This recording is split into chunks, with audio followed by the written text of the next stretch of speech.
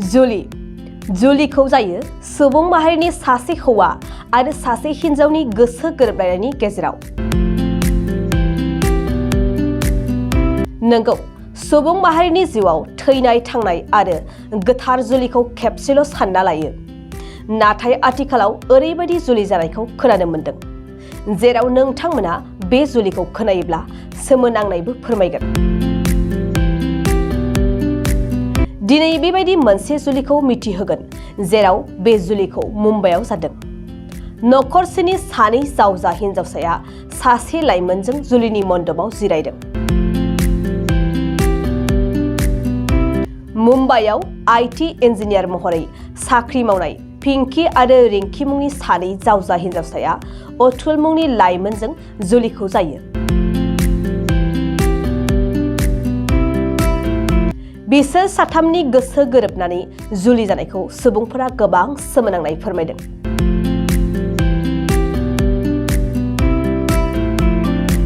थारैनो सोमोनांनाय बाथ्राया बेनोदि जुलिनि नेम बादियै हौवा हिनजाव सानैल' जुलिखौ जायो।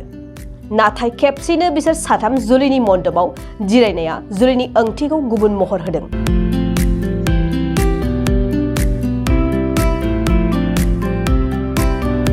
मिथिनाय बादिब्ला पिंकी आरो रिंकीया बिफा गोमाजानायनि उनाव बिमाजों थायोमोनब्लाबो नाथाय बिमाया हरखाब बेरामाव गोग्लैयो। बे समावनो अतुल मुंनि लाइमोनखौ देहा फाहामसालियाव नुसननानै बिसोर सानै जावजा हिनजावसाया खेबसेनो जुलि जानो बाथ्रा होयो आरो बिसोर साथामनि जुलिया मोगथाङाव जाफुंसारो।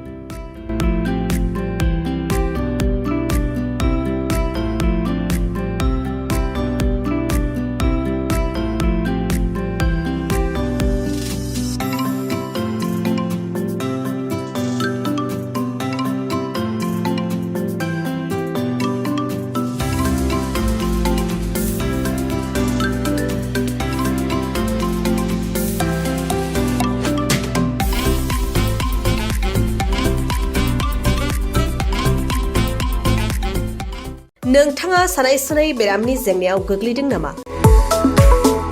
जुदि नोंथाङा सानाय सुनाय दंब्ला जिंगासिनांगौ गैया।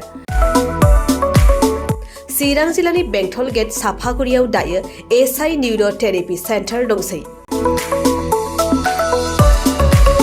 बे थेरापि सेन्टाराव नोंथाङा गोरलैयैनो देहानि सानाय सुनायखौ फाहामथाय लानो हागोन।